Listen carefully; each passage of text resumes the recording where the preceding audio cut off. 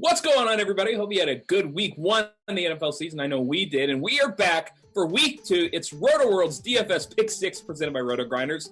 I'm Eric Crane, and I am joined, of course, by two of the GOATs. We got Rich Rebar. Mr. Reeves, how we doing? Doing real good. You know, I had to unmute myself. You guys checked me last time. I think I was clicking in the background. So we're going to be on it for you guys today. But hopefully week one was hot for everyone. You know, we spent a lot of time this offseason talking about how down of a season last year was for fantasy purposes and fantasy scoring. And week one came out the gates hot. I mean, we had 18 more offensive touchdowns than we did week one last year. Quarterback scoring was up almost 5 points per game. I mean, who knew when you have guys that can actually throw the football, fantasy points will follow. I mean, wide receiver ones had a monster week last week. Big-time wide receivers delivered last week. Yeah, I think we had the highest, the highest score for a Millie Maker winner last night. It was over 300, which is, just completely absurd. Evan, what was it? Were their defenses bad or were the offenses just good? Yeah, we just have a lot of talented quarterbacks in the league right now. And, getting back so many guys from injury obviously helped. The offensive lines held up better than I anticipated. The offensive line play, especially in the first couple of weeks of the season, past few years, was atrocious. But it seemed like the coaches had their guys more prepared this year. We actually had a training camp / preseason where there were not as many injuries as in previous years. That probably helped. But yeah, it was a super exciting week. I mean, from the Thursday game all the way to that Sunday night game. The Sunday night game was incredible between the Bears and the Packers. And then, the Monday night game was cool. Or the Monday night games were cool as well, seeing Darnold play really well, learning about the Lions, what is going on with them. They're like a friggin' train wreck on multiple fronts. And then, the beast mode run in the late Monday night game was awesome to start the game off.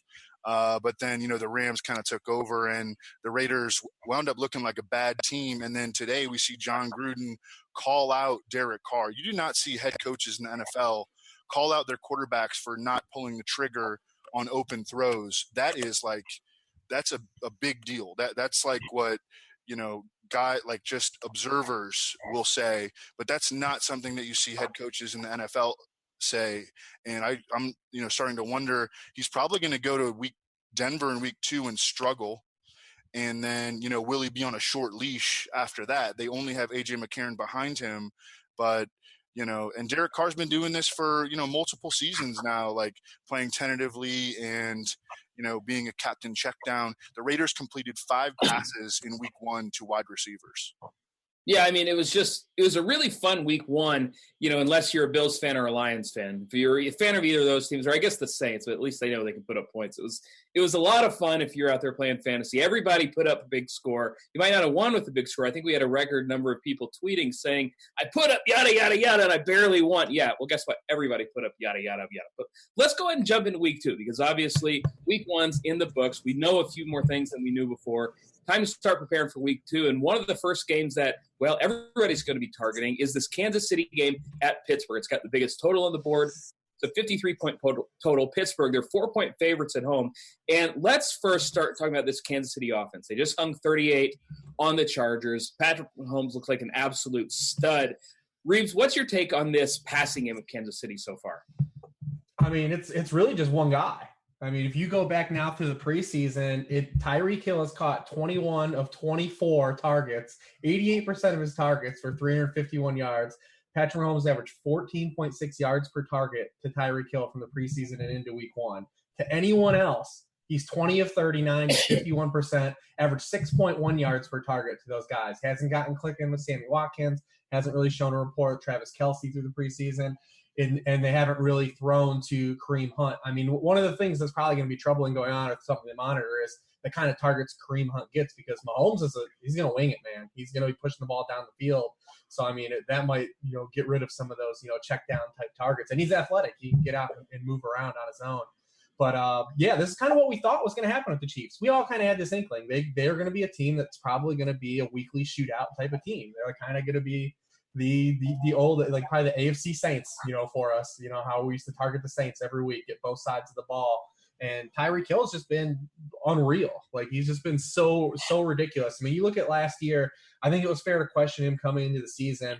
the way he was used as a rookie is kind of just like in a Percy Harvin-esque type fashion. And he proved last year he was a real, wide receiver. And he caught 72% of his targets, 71.4%. With almost a 12-yard ADOT. That's pretty ridiculous.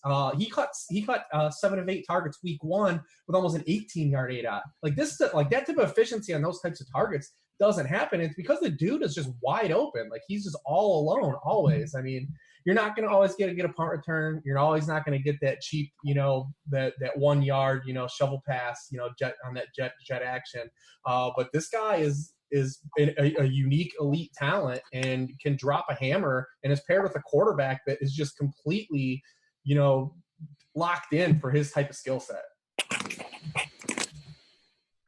Sorry, I lost audio there for a second. Yeah, no, I mean, Evan, real quick, talk to me about Tyreek Hill, because he's somebody like Reeves was just saying, like, can anybody stop this guy right now? Yeah, I mean, I don't like to compare anybody to like the GOAT of our generation, and Tyreek's different from Antonio Brown, but he's kind of like that outlier-y kind of player who, wasn't drafted high. Antonio Brown at least was super productive at Central Michigan. Tyreek Hill wasn't even productive in college. Now he's going to face off with this Steelers defense. It looks like Joe Hayden might be in danger of missing the game. He suffered a hamstring injury in week 1, did not return. One thing I've noticed about Tyreek Hill too, and it's probably just noise, but I mean, it's been going on for 8 games straight, is he has these crazy road game splits. I mean, he just lights people on fire on the road. Last week he was on the road. His previous game before that on the road, 6 for 185 and 2 touchdowns. Previous game before that, 7 catches, 64 yards and a touchdown. The previous road game, previous 6, 125 and a touchdown. And it's 8 games straight, sustained of Tyreek Hill just smashing people on the road. And, like Reeves alluded to, this is the only player that Pat Mahomes really has shown a consistent rapport with since he became the Chiefs starting quarterback. And we saw him a lot in the preseason because the Chiefs played their starters a lot in the preseason, and he had that with Tyreek Hill, and he hasn't had it with anybody else. So this is pretty bankable. And I think that every week we need to have exposure to Pat Mahomes, Tyreek Hill stacks in DFS. Yeah, like we know about Mahomes. Like he's somebody who's going to air it out deep. Tyreek Hill, obviously big play threat every time, but he's not just getting these deep balls. And I think a lot of people, when they think of Tyreek Hill, they just think, all right, well, this guy's going to get a few shots down the field. We'll hope it goes well. That's not this guy anymore. He's just going to be a target monster, I think, moving forward. And like Evan said, every week I'm going to be having some shares of Tyreek Hill. When we look at these other pieces on Kansas City, Rich, obviously we kind of talked about Kareem Hunt, that passing game usage, not quite there as much as we wanted it to be. Travis Kelce just did nothing in week 1. Can we expect those 2 guys to bounce back this week? The only argument I can really make for those guys is just to be contrarian and get pieces of the game. I mean, I can't really on paper make an argument for either player. I mean, Watkins now has been a wide receiver 2 better just 15 times in his career. He's got an ongoing streak of just being just kind of like an ancillary guy that just, runs people off the ball, like doesn't get any targets. And Kelce, who we talked about last week, is just never had a great history against the Chargers, and he's trading that matchup for a matchup he's also never had any success against the Steelers. They've played each of the past 4 years. He has 16 catches total for 184 yards, 1 touchdown in those games. You get the yardage, 31, 23, 37. The Steelers have allowed just 2 tight ends to score a touchdown since the start of last year. That's the best in the NFL. I mean, on paper, I can't make an argument. Like I said, they haven't shown any rapport with Patrick Mahomes to this point. It's literally just saying you're going to just differentiate lineups because you just want to make pieces of the game. Yeah, and this might be a spot where you just want to have exposure to both sides in every team you build, because points are very clearly going to be scored. Obviously, Tyreek Hill and Pat Mahomes are the guys we want on Kansas City. Evan, what about you? Can you make a case for Hill, or no? We can definitely make a case for Hill, for Hunt, or for Kelce. No, I mean, I think that Reeves said it perfectly. They're definitely not cash options, even in what it projects as a very high scoring game. And there's nothing really that we can hang our hat on from week 1 as to the weaknesses of the Steelers defense against the Browns. in favor of Travis Kelce or Sammy Watkins. And then I just think that they're tournament options that are, like when you played Mohamed Sanu in that, what was that, the Packers game where he went off and you won the Millie, just as guys to get exposure to the game as opposed to guys that you can really count on. Too. Evan, I mean, you look at James Conner, somebody last week who just blew up 135 and 2 touchdowns on 31 carries. I'm not sure he's going to have 31 carries again this time, but Evan, are you going right back to the well with James Conner? Yeah, absolutely. I mean, we talked last week about how you had to put him in every lineup, and you did. And I think that that's got to be the case again this week. He played 92% of the snaps, 36 touches. The Steelers' offensive line is really strong. The Chiefs' run defense is really weak. Chiefs particularly got smashed in the passing game by Melvin Gordon and Austin Eckler last week. 14 combined catches for 189 yards, over 13 yards per reception.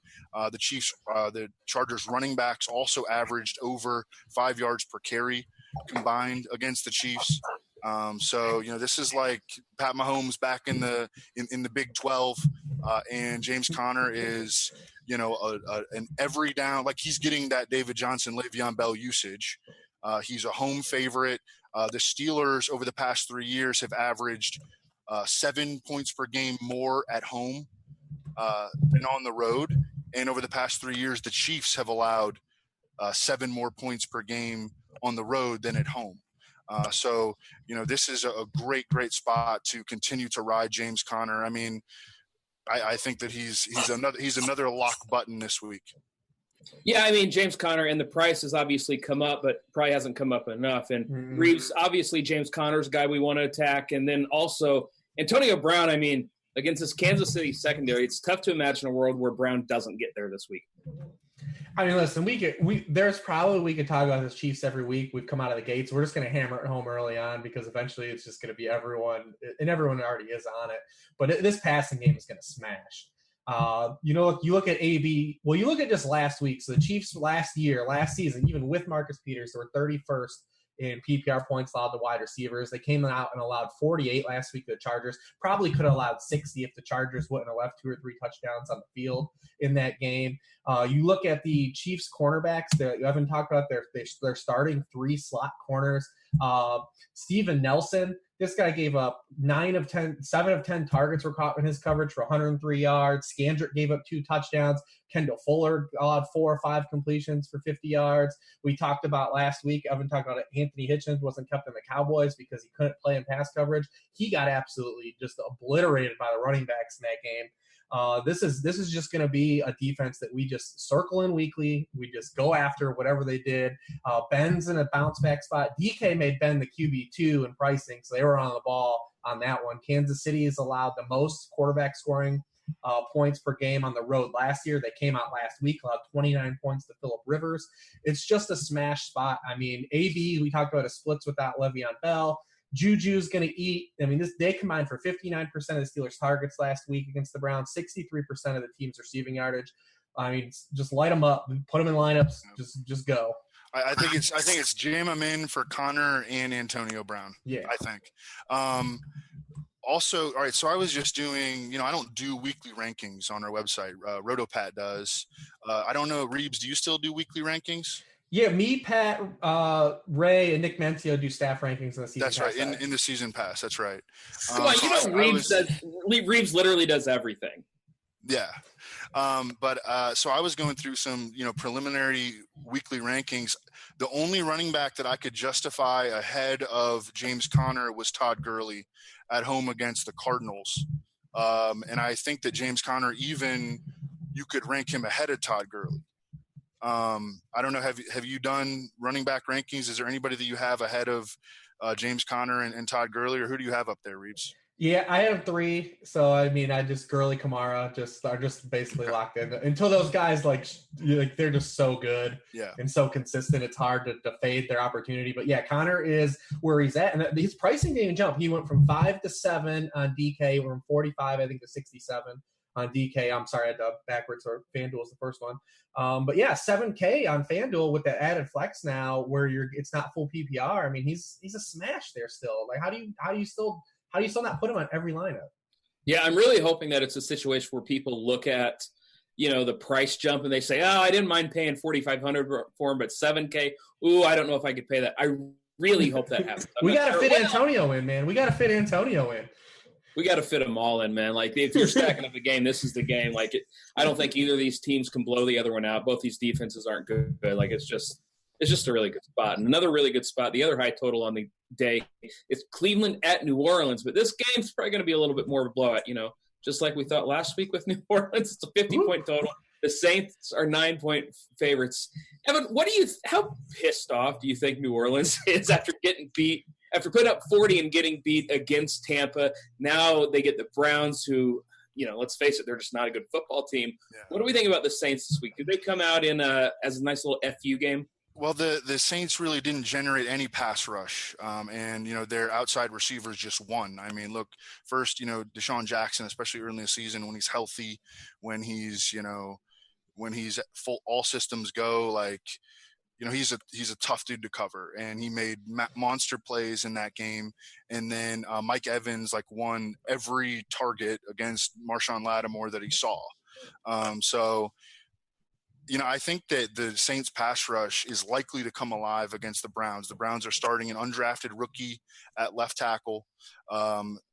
Chris Hubbard, who they have as their right tackle, he was like the Steelers' sixth lineman. He's like a backup, former undrafted guy. Tyrod Taylor holds on to the ball too long. He took 7 sacks last week. So I think that the Saints pass rush will come alive. I think the Saints defense is interesting as a tournament play.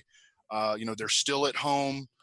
There is some possibility of a shootout, and Jonathan Bales in one of his books showed that games that if you're not going to necessarily target like obvious spots like the Ravens at home against the Bills, the next best option is to go to high scoring games that are back and forth. And it happened in that game. The Bucs had a defensive touchdown. Yes. So I think that the Saints check a lot of boxes as like a tournament DFS play on defense. Yeah, and I'll tell you what, just a real quick refresher for you guys that say, you can't play a defense in a high total game. I mean, the difference between giving up 14 and 34 points with DK scoring is exactly 2 points. Like, it's not that big of a deal. Like, defense in DFS isn't as much about point prevention, but rather it's just about you want the turnovers, you want the sacks. You can get a pick 6 in there, great, but turnovers and sacks, that's really what we're looking towards. So, Reeves, when we look at New Orleans as a 9-point favorite, you already mentioned you have Kamara in your top 2 this week. It's tough to argue with you. I mean, did he get as many carries as we wanted last week? No, but a lot of that had to do with game flow. So, Reeves, where are you at on Kamara this week? I assume you're real high. Yeah, I'm real high because we've seen, he's just the archetype of player that you just don't fade. I mean, he's a 230-pound all-purpose back that was used. He had 90 air yards last week. He's used like a wide receiver. We have an ongoing sample. Everyone talks about his efficiency. Well, we have an ongoing sample now. If you look at his past 6 games played, including the playoffs, he's been an awful rusher. He's been terrible. 3.5 yards per carry over those 6 games. He's not that guy that's ripping the 6 yards per carry, that hyper-efficient run when everyone said, this can't last. Well, it hasn't lasted, and it hasn't mattered at all. He's averaged 23 fantasy points per game over those 6 games. He plays on the best offense in fantasy football. They've been number 1 or 2 in skill points generated for their skill players. Every single year, Drew Brees has been with the Saints, every year that he's been there. So, I mean, you just keep riding the wave with him. We just saw what James Conner, a combo back, did to the Browns a week ago. Now, that was, kind of in conditions geared towards like a running game and to grind them out. But, I mean, Kamara's going to add so much more in the passing and get you so much more catches. I mean, I just don't see how you can really fade him at this point until, like, Mark Ingram comes back and we see any type of split or anything, go down between those backs, because he's locked in just a hyper-aggressive workload on a hyper-aggressive team. Yeah, and another nice thing about Kamara is, the targets are going to be last week, 12 targets. He had more targets than he had carries.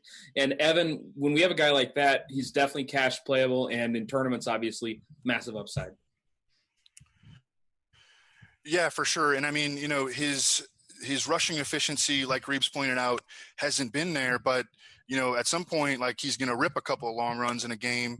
And so that gives him even more upside than what he's shown, So, and also, he continued to get scoring position work last week. And that was something that he started to get as last season progressed. Over the final 5 games, he had 7 carries inside the 10.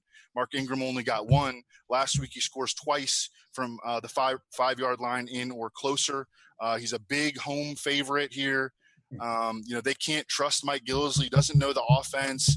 He fumbled last week and then didn't touch the ball after that.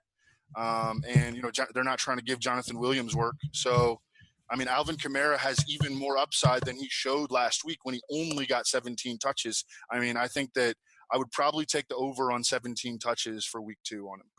Yes. Okay. So, Evan, when we look at this passing game, like, obviously last week we liked the passing game. We weren't in love with it because we didn't think the game script was going to be there for Drew Brees. Obviously it was.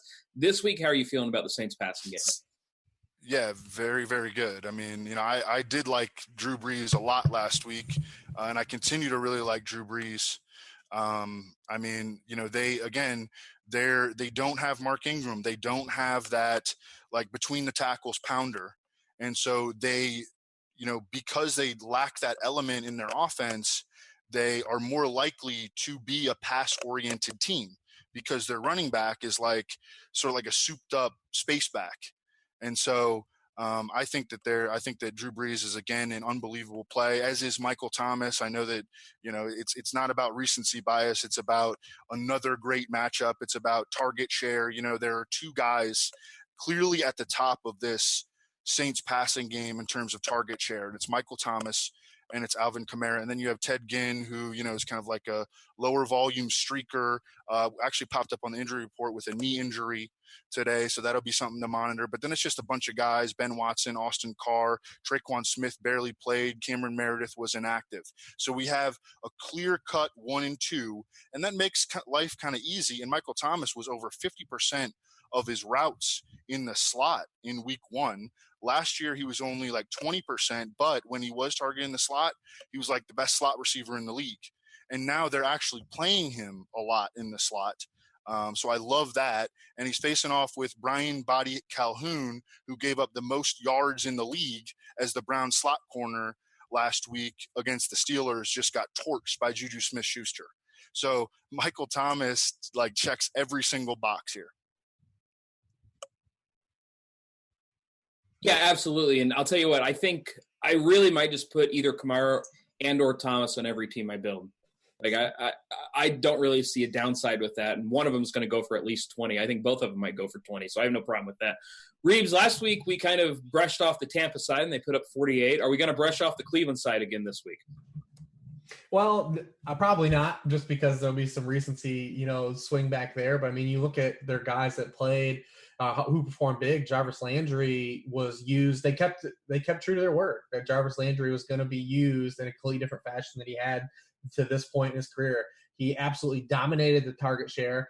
And even though he ran 11 of his 15 targets still came from the slot, he was getting targets just all the way downfield. His average depth of target last week was 13.2 yards. His average over the first 4 seasons of his career was 6.3, 6.8, 7.4, 5.5 yards. True to their word, they used him as an actual receiver, down the field. He had 223 air yards last week. That was only behind Julio Jones. Now, Josh Gordon was on the field for 44 routes and only got 3 targets. There's going to be some give there. Josh Gordon's going to get the football, especially when you make plays like he did when he got the opportunity last week. That catch was ridiculous that he had to tie that game in the fourth quarter. But, they traded for Jarvis Landry. They paid Jarvis Landry. They've made no bones about that he's going to be where this passing game funnels through. So, he's going to be in play again. He still plays, like I said, in the slot primarily. So he'll avoid Marsh Lattimore the entire game, just about. He's going to be another play this week. Gordon will be interesting. I think if you're going to just game stack, you can circle back to the guys that underperformed last week, and Njoku, Duke Johnson. They were second and third on the team in targets still. Just the conversion was there. That game, Tyrod was awful in that game. You can blame some of the weather. You can blame some of the offensive line. He was just dreadful still. just terrible. And, the target opportunity was still there for both those guys, just the results weren't. Then you can circle back to both of those guys again in tournaments. None of those guys are cash plays. We're not playing any of the Browns outside of Landry and cash if you want to. And we're probably going to bypass Landry anyways because we want to pay up for the guys we really, really are in love with. But yeah, I mean, I think you can still circle back. And Tyrod himself is still in play. Probably the guy of all. You look at how you talk about how bad he played last week. He was just dreadful and was a top 7 QB because that's what he does. He runs around and gets you that Konami, that safe floor. And if you're going to get a game where he can possibly throw for 250 and throw a couple tuds and then run for 60 and possibly rush for another one, I mean, he's priced far too low for his type of floor he puts out consistently and the type of ceiling he can have in a week like this. Yeah, I think there's a little bit of love for Tyrod out there, especially with as cheap as he is. Evan, are you on Team Tyrod? Yeah, I get it. I mean, I get it. We've talked over the years how, I think that Reeves coined the term that, this is like the Coors Field of the NFL, and they're going to have to score points. Mike, one concern is that maybe he gets benched in the game. I mean, he was that bad last week, and, he exacerbates the problems on the offensive line because of the way he plays. That's why they're using him so wrong. Like, you cannot have Tyrod Taylor dropping back to pass 50 times. First of all, he's never done that before in his career. Second of all, he's not a great passer, dude, and what he brings to the table is like, he can help your running game. He can hit an occasional deep ball. He can, he can help you as an independent runner. But dropping him back to pass under any circumstance is terrible coaching 50 times in a game. And, this is why the Browns are the Browns. And, Hugh has a history of benching guys during the game. And that is, I know it's a very small percentage chance that would happen, but that's what I thought last year with the Don Kaiser, and it kept happening. Like, Tyrod was that bad. I mean, he's a really bad combination for what they are trying to do offensively. Well, he's also a bad combination for what they're trying to do offensively, which is, score points. All right, let's go on to our third game. It's Detroit at San Francisco, 48-point total. San Francisco, they're 6-point favorites at home. But, Reeves, let's talk about this Lions team, because if they play worse than they did last week in any game this year, I'd be surprised. That was about as bad as a team could look. Stafford looked awful. The defense didn't do anything. They let a rookie quarterback throw a pick six, and he threw a pick six in his first game, and then they still got shelled. So, Reeves, the Lions have to be better this week, don't they? Well, like you said, by default too. They are going on the road, West Coast trip. But yeah, I think there's still a spot here because, one, the receivers are really good here still. They're really good on this roster. I mean, we saw Kenny Galladay get used as a true X, have 12 targets, have a monster game. And the Lions still can't run the football, no matter the changes they've made on the offensive line, bringing in, Matt Patricia, bringing in all just a whole smattering of blocking tight ends, drafting a running back at the top of the second round. They ran for the fewest yards per carry in week one. It's same old story here for the Lions. I actually kind of like Stafford as a sneaky low and bounce back guy. It's like you said, it's going to be hard for him to be worse. You look at the past 2 times he's come out and thrown 3+ interceptions. He's come out and thrown for 423 yards. The following week was a QB5, was threw for 405 yards, was a QB1. And then he also is a guy that's been very wonky with the types of how he performs versus, he's very opponent driven, especially since Jim Bob Cooter's there. Since the start of 2015, he's plus 6.6 points, plus 57 passing yards per game. Against defense that rank 20 or lower in the passing game. If you wanted to split that up and talk about him going on the road in the same scenario, it's plus 5.5 points and plus 41 yards per game. He's going to bounce back because the receivers are too good here. I mean, he's got too good of weapons for him not to get carried for the ride, at some point. He's not going to throw 4 picks again, even as bad as he was. I mean, I probably, like I said, we're not talking cash game upstairs, but I think it's a good bounce back spot against the 49ers defense that was 25th in passing points allowed per game to quarterbacks a year ago. They were 21st in week 1, and that could have been worse if, the Saints didn't try to, in the fourth quarter, really weren't pressed to throw the football. He's going to be pressed to throw the football here as a road dog. And I like Stafford to bounce back. I think it's a great spot for Golden Tate again. it's going to be interesting how these receivers match up weekly and find out the guys we like per week. And last week was a spot where Tate had an advantage in the slot, and it's another one this week where he has the advantage in the slot, where Adam Thielen really damaged the 49ers in the slot. It's going to be a bounce back game for, I think, the scoring in this game, because they're not going to just score 7 points on offense again. And yeah, like I said, I'm in on this passing game bouncing back, even if they don't win a game. Yeah, I think I am too. And, Evan, you kind of brought up something last week where you said because of the size of these San Francisco cornerbacks, these quick twitch guys, these speed guys that have moves that can get past you, they really have an advantage. Last week we saw Stephon Diggs didn't really get loose, but he still had a decent enough game. And you mentioned it, Reeves, with Golden Tate this week. Evan, I think we got another spot where we can really take advantage of these cornerbacks. Yeah, and, these same cornerbacks, it's Akello Witherspoon, 6'3", 198, and Richard Sherman, 6'3", 195. Those guys match up a little bit better with a guy like Kenny Golladay, who's 6'4", 218. And then on the interior, I'm totally with Reeves. Golden Tate, this game fits his skill set. He had the second most slot routes in week one across the entire NFL, behind only Juju Smith-Schuster, who, benefited from playing in overtime. So Golden Tate in regulation ran the most slot routes of any player in the league in week one. I think that Marvin Jones is kind of a sneaky tournament play this week.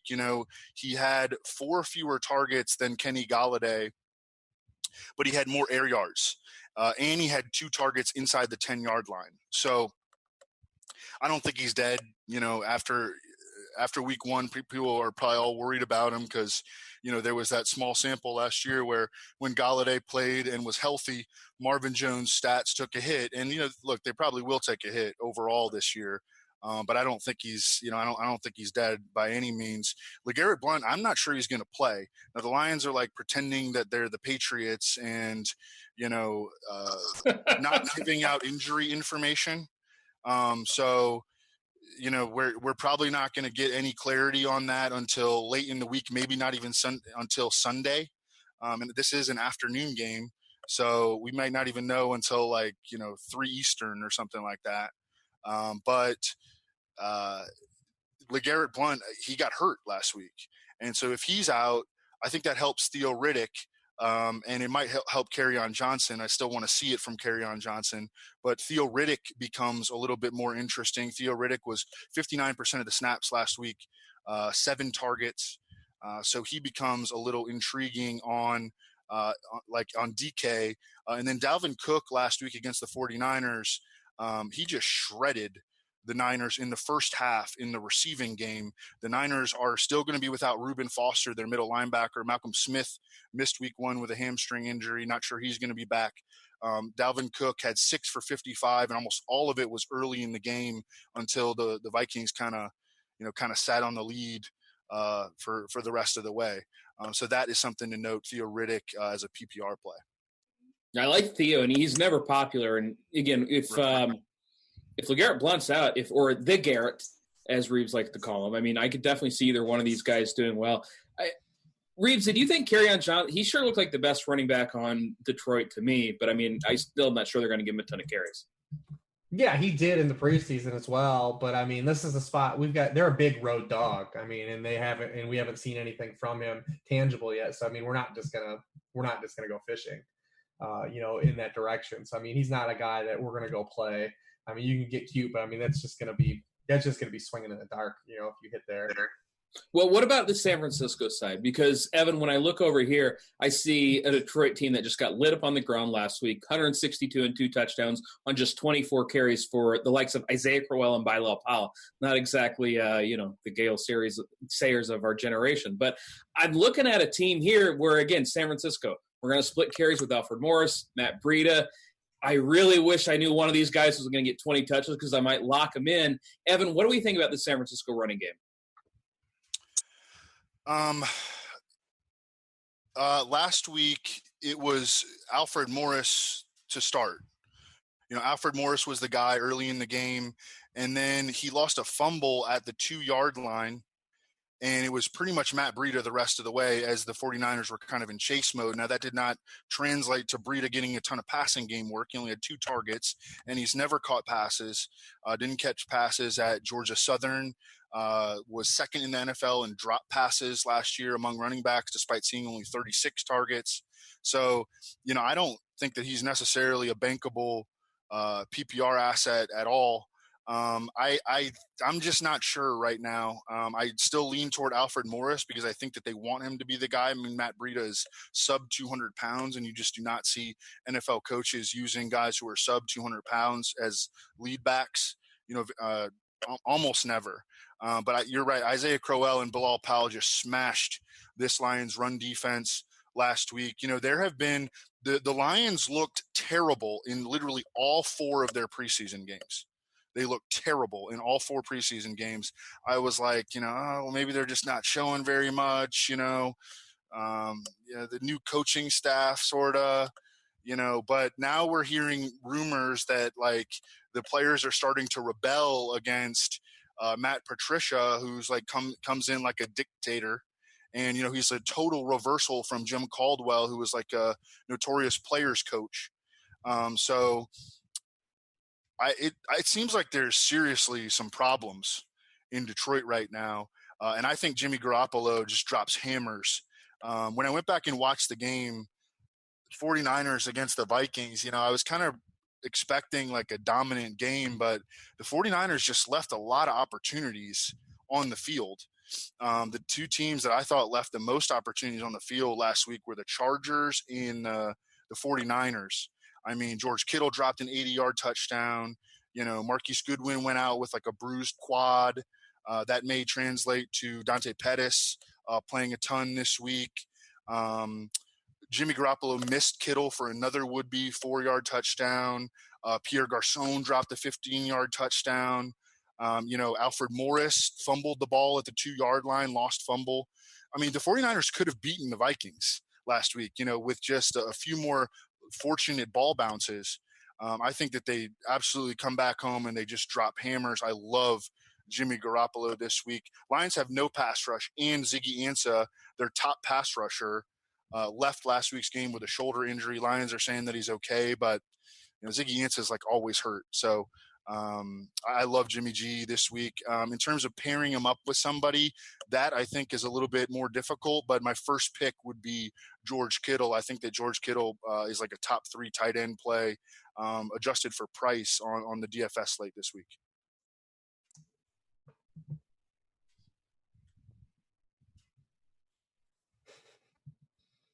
I got that mute button. Sorry about that. Yeah, obviously you mentioned George Kittle. You saw 28% of the targets last week for San Francisco. So a lot of love there for Kittle, only 5,600 this week. I like him quite a bit. Reeves, who are you looking at?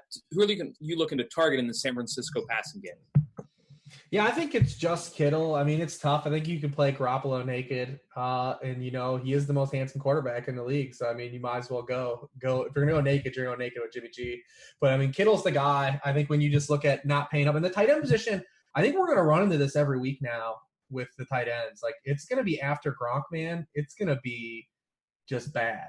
And we're going to have a new guy every week that we're going to look at. If you can't play Gronk, who are you going to play? And I think Kittle's just has neon lights this week. I mean, the Lions linebackers are horrendous in coverage. I mean, Gerard Davis is bad. They've got Devin Kennard, who like is washed out from a couple teams. Christian Jones was on like the Bears, like second string for like 4 years. I mean, these guys can't cover anyone. We didn't get to see it week 1 because the Jets have Neil Sterling, but they were eating up in the middle of Quincy Anuno as basically their default tight end anyways. So yeah, I mean, you look at Kittle, he's been the tight end 7, the tight end 2, and the tight end 5 over his past 3 games played now. Garcon looked pretty washed. It was a tough matchup, but he looked pretty bad in week 1. I don't know if he's a guy that we can really count on, bouncing back to be the front half player he was last year. Maybe it'll just take time. Goodwin he didn't practice today. We've got a speed player now with a quad injury. Kind of tough to really get bankable there. Go back to the well on that and think he's going to be fine this week. Dante Pettis was exciting, outside of that real nice touchdown, that circus grab. He was already cutting into Trent Taylor's slot work naturally.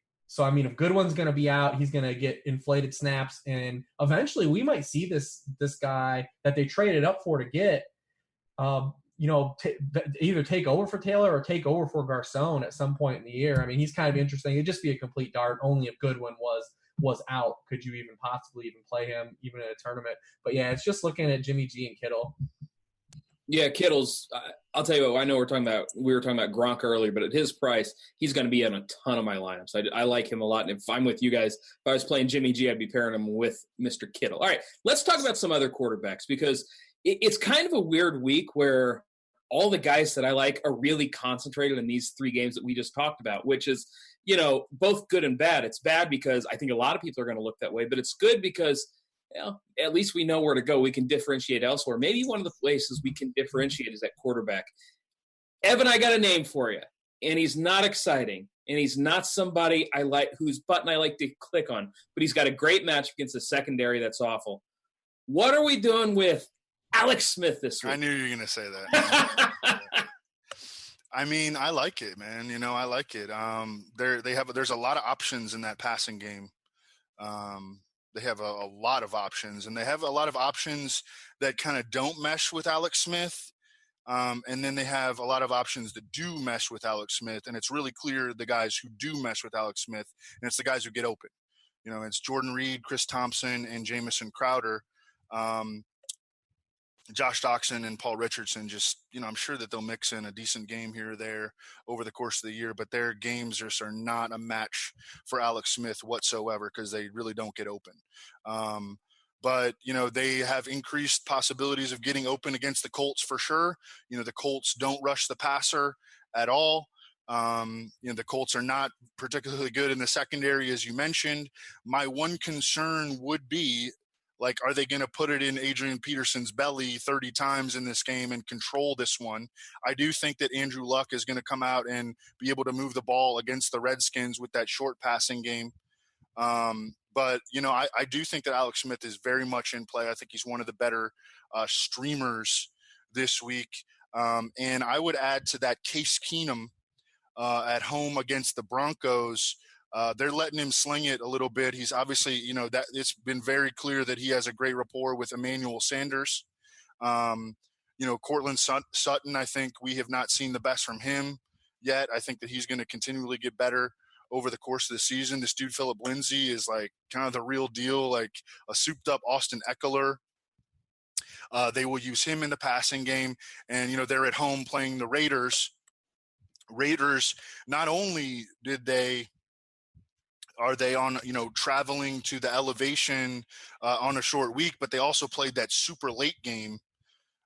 So, their internal body clocks are going to be off a little bit. This is a tough way to start the season for the Raiders. And I think that the Broncos should be able to smash them, and Case Keenum can have another good game. I mean, he threw 3 picks last week, but he also had, well over 300 yards and 3 touchdowns. And I think he can continue to be productive. It's a great matchup.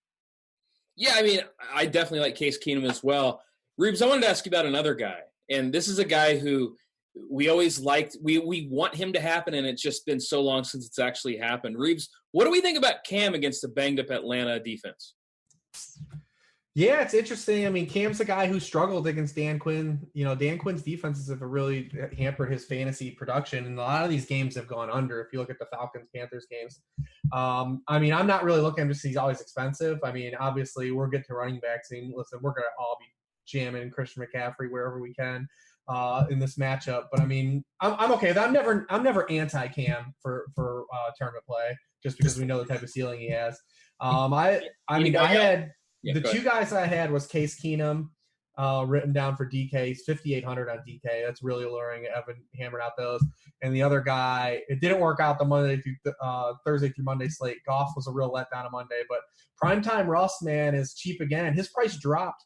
Last week on DK, Russ was the cheapest he ever was at any point last year when he was the QB1. His price is the same as the week he played the Jaguars. His price dropped again this week.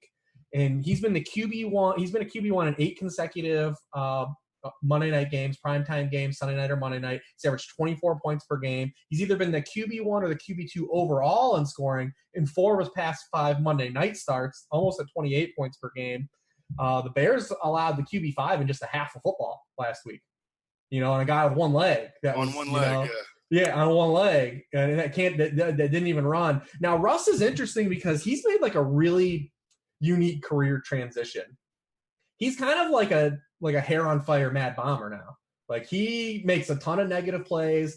The Seahawks' success rate of plays is really low. Like they just look terrible for stretches. But he is just going to give his receivers chances, and he just takes shots downfield.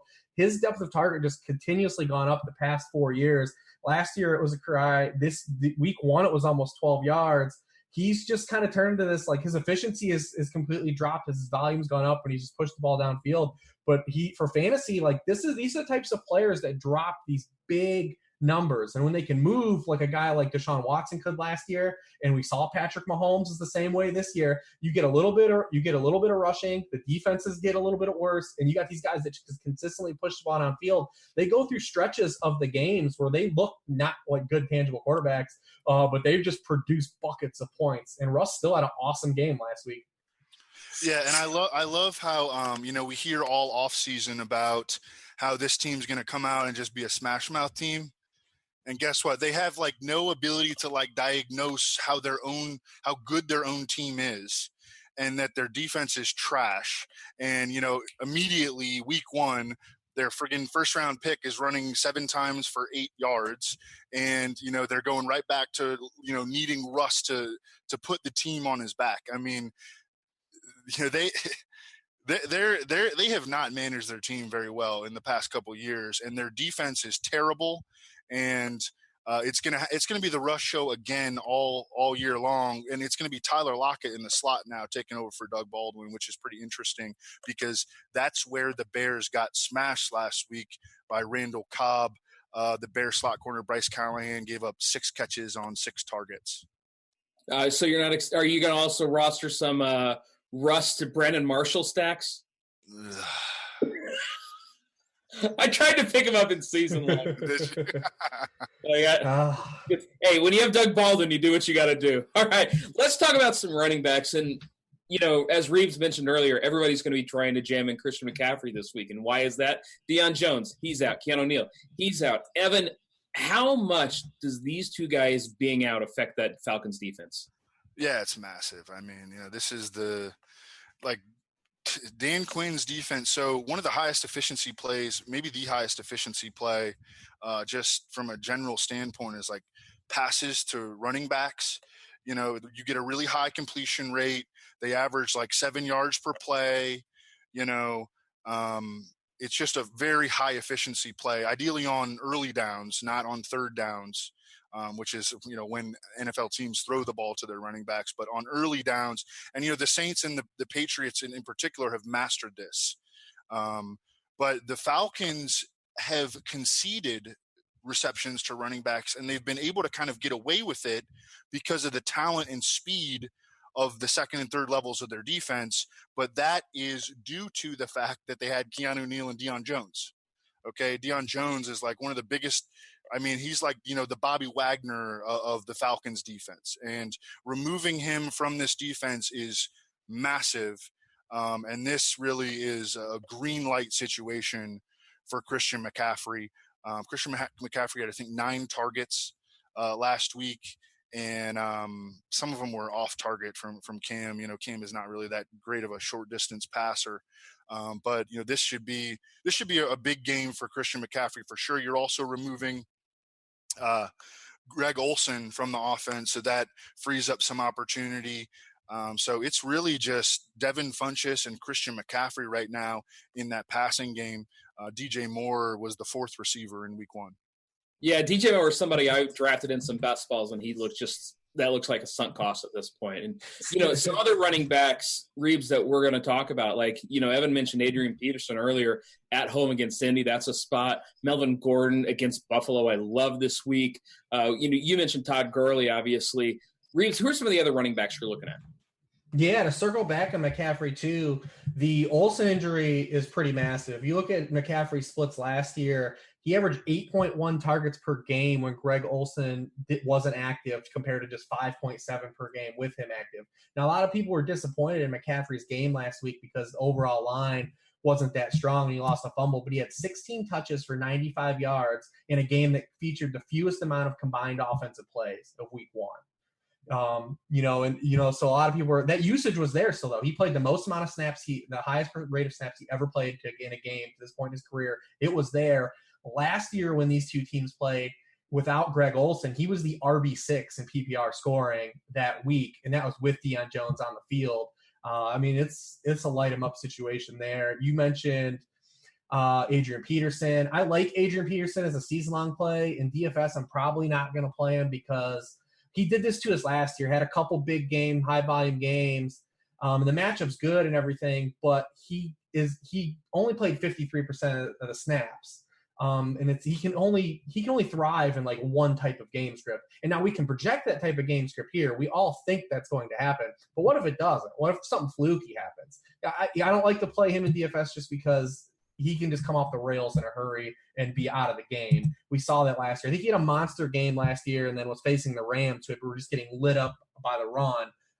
And I think it was the London game, and they just like came out and scored a defensive touchdown, and the Rams scored, and like we didn't see Adrian Peterson the rest of the game. I don't think we were expecting that to happen here, but I just don't. He's not a DFS guy I really like to play, just that archetype of player. Evan brought him up earlier and has kind of alluded to a few times. Cheap plump play. Austin Eckler, man. He's had 7 career games now. He's just had 5 or more touches, and in those games, he's averaged 14.4 PPR points per game. The Bills allowed 3 different running backs to score a touchdown last week.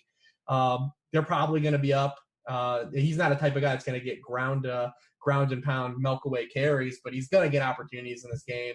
Javorius Allen had a bunch of targets in the first half of that game last week. He's the kind of a guy just to take a shot on. And that's basically, running back's pretty concise this week. I'm only looking at like a handful of guys. We've basically touched on them all. Evan, I wanted to ask you about another guy, like James White right now for the Patriots. Yeah, it's a bad matchup, but he's somebody I don't think is going to be owned. And obviously, we know that Tom Brady's – I expect James White to see 5+ targets in this game. And at his price, I have a lot of interest in James White. Absolutely.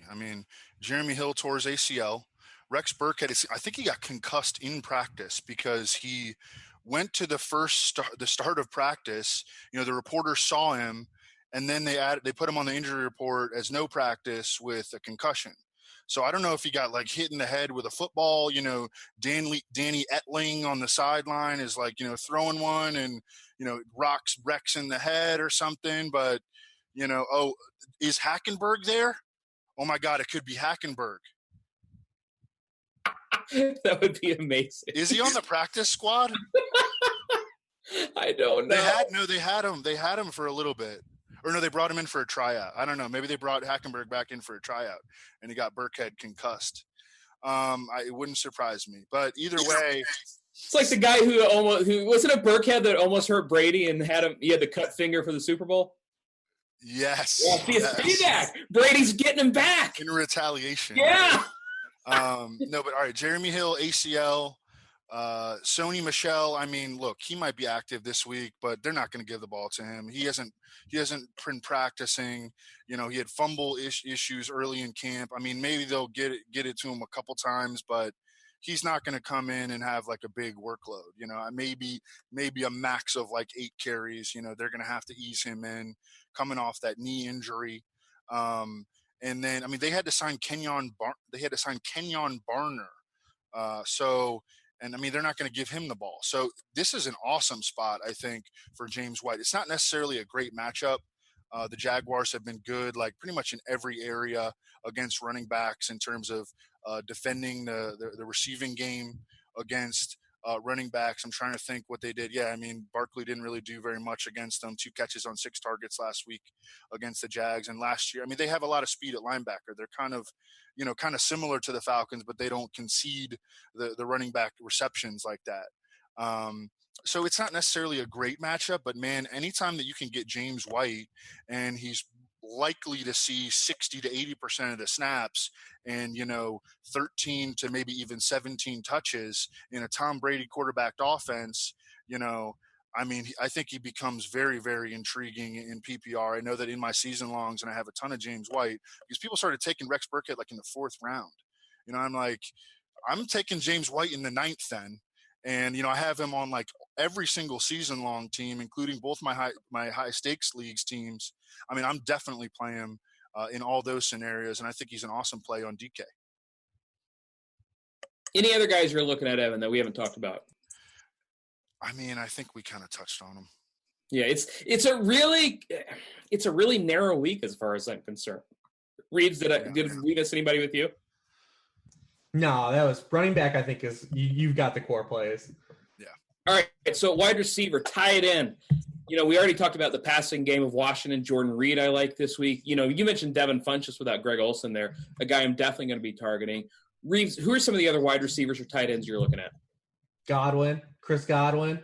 Listen, I mean, if D-Jack's in concussion protocol has a shoulder injury, if he doesn't play, D-Jax and Mike Evans missed 3 games last year. Chris Godwin drew a start in those 3 games. In those games, he had 26% of the Tampa Bay targets. He was the wide receiver 35, the wide receiver 21, and the wide receiver 7 those weeks. One of the weeks, Ryan Fitzpatrick was the starting quarterback. Ryan Fitzpatrick targeted 10 times. There's going to be a ton of passing volume this one. There is no way Tampa Bay runs the football on the Eagles. The Eagles were the best run defense in the NFL last year. They held the Atlanta Falcons to 3.7 yards per carry in week 1. Peyton Barber's not running on this team.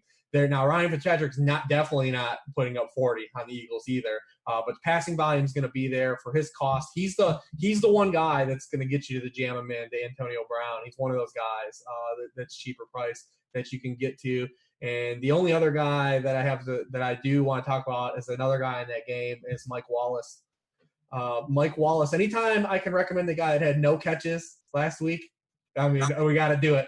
But listen, this has gotten depressing really quickly. Where Wallace at? I mean, he was out there, 34 routes, led the team in air yards. They took a couple of deep shots to him. Listen, the Buccaneers lost Vernon Hargreaves. That's probably addition by subtraction at this point. Dude, if they lost Vernon Hargreaves, think how bad the guy behind him has to be. Yeah, well, Brett Grimes has had a groin injury. He's probably not going to play again. So they are starting their rookie, I believe, is it Carlton Davis? He barely made, he was fighting for a roster spot at the end of preseason. He's going to be playing. They started him last week and then benched him, but they're bringing him back.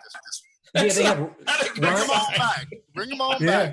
Ryan Smith is there. He is awful. He is horrendous. I mean, listen, 3,900 on DK, 53 on FanDuel, baby. We're going where Wallace at. Okay, you've sold me a little bit. I don't feel good about it. I don't like it, but you sold me a little bit. Evan, some of the wide receivers and tight ends you're looking at this week. Yeah, can definitely go back to Manny Sanders at home against the Raiders. I think this is especially in the slot, I think is the best way to attack the Raiders from a secondary standpoint there. They have talent on the outside with Rashawn Melvin and Garyon Conley, but their slot corner is 64-year-old Leon Hall.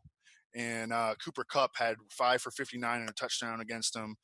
Manny Sanders playing over 60% of his slot, running over 60% of his routes in the slot. I think he can really eat up Leon Hall. And then I like Nelson Aguilar from the same game.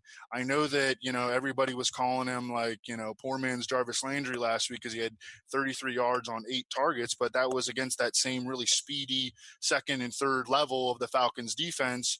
And, just every time he caught the ball, they tackled him. And look, that's going to happen sometimes against the Falcons. They got him involved in the running game. He threw the Philly pass to Nick Foles. He tied for the team lead in targets with 10. They're using him kind of like Keenan Allen, where he's like a 50% slot and 50% outside.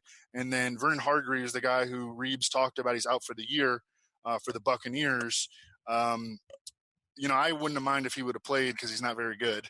But, now they're digging into their depth even further to get his backup at slot corner.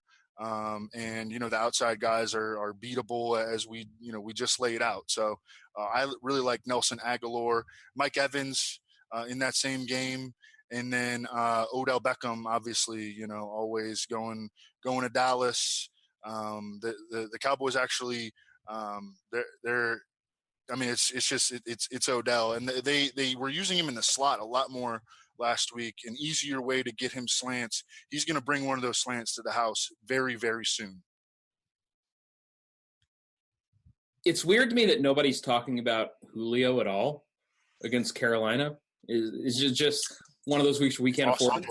Awesome play. I mean, nobody's going to play Julio. He put up over 200 in the spot last year.